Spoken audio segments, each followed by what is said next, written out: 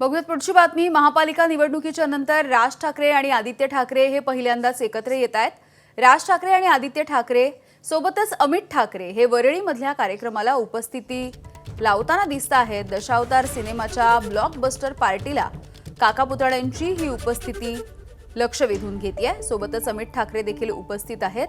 काल वरळीमध्ये मराठीतील बहुचर्चित सिनेमा दशावतार याच्या ब्लॉकबस्टरला राज ठाकरे, आदित्य ठाकरे, अमित ठाकरे यांनी उपस्थिती लावली।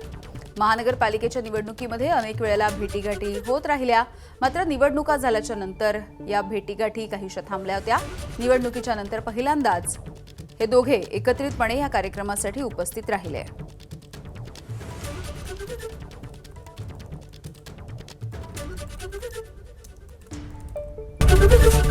एबीपी माझा, उघडा डोळे बघा नीट।